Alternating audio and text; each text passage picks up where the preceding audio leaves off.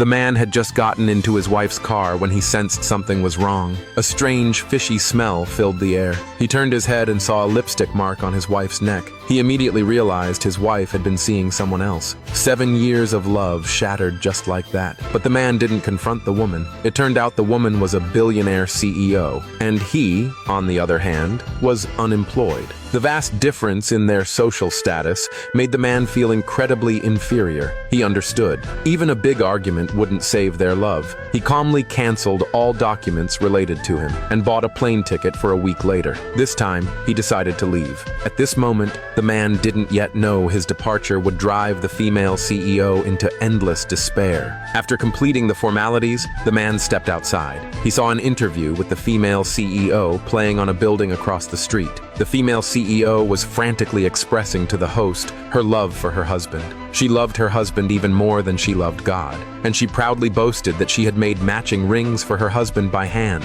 But the man found it utterly ironic. The female CEO's lover was named Smith. He didn't know how Smith got his phone number. Smith often sent him boasting messages, and the female CEO didn't just make him a ring. Smith also had an identical one. Her love was cheaper than Coca-Cola. After finishing his business, the man went home. The female CEO came back from work too. She brought a bouquet of his favorite flowers. She passionately expressed how much she missed him, but the man's gaze was fixed on the lipstick mark on her chest. He didn't want to play along with the emotional drama. He was about to turn and leave, but the female CEO suddenly embraced him. The female CEO looked aggrieved. She wondered why the man had been so cold to her the past couple of days. She invited him to go for a walk outside. The man looked at the woman he had been married to for 10 years. In the end, he softened and agreed. The female CEO had no idea. No matter how passionate she was, she couldn't win back his love. The man and the female CEO arrived by the river. They hadn't walked 2 steps when the female CEO's phone suddenly rang. She quickly found an excuse to leave him, but the man remained very calm. He returned to his car. A few minutes later, he received a message from Smith with the chat history. It turned out that the female CEO was going to meet her lover the next day. The man unconsciously clenched his fists. At this moment, the female CEO came back after sending her message. She still looked like the dutiful wife, but the man couldn't help but open the car door and vomit. It was too disgusting. The female CEO asked the man what he was going to do tomorrow. The man remembered her date with Smith the next day, so he said he wanted to accompany her to the company. The female CEO looked rather embarrassed after hearing that, but she was afraid that refusing would make him suspicious, so she reluctantly agreed. The next day, they arrived at the company. The man just wandered around casually, but accidentally overheard the employees talking. It turned out that everyone in the company knew about the female CEO's affair. Only the man had been kept in the dark.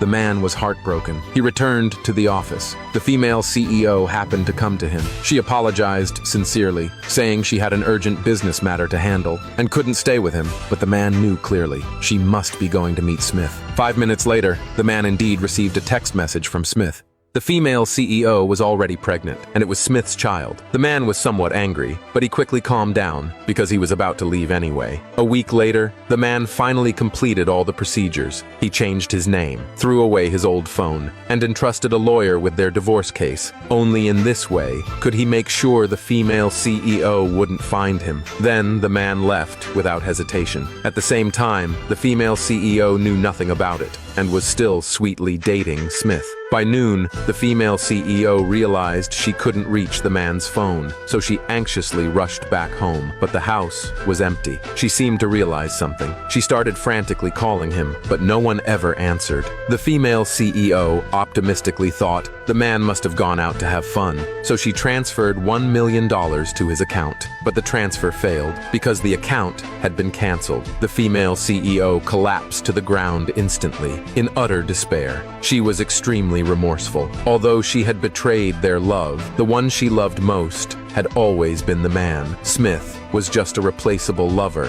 Why did the man have to be so absolute? Since the man left, the female CEO would get out of bed every day and immediately begin searching for the man's whereabouts. She first went to the police to file a report, but the police couldn't do anything about it. Then she received a call from the lawyer. She was overjoyed, thinking the man was finally willing to see her. But what she got was the divorce agreement. The female CEO tore it to pieces on the spot. She would never divorce the man. The lawyer, however, remained very calm. He said tearing it up was useless. It could always be reprinted. Not agreeing was even more useless. He had never lost a divorce case. Seeing this, the female CEO immediately changed her attitude. She spoke kindly, saying if the lawyer was willing to tell her where the man was, she would give him $50 million as a reward. But unexpectedly, the lawyer directly refused. It would violate his professional ethics. The female CEO was completely flustered. Just then, a call came in. Her subordinate had located the man's position through his phone. It was in the suburbs of the city. The female CEO's eyes lit up instantly.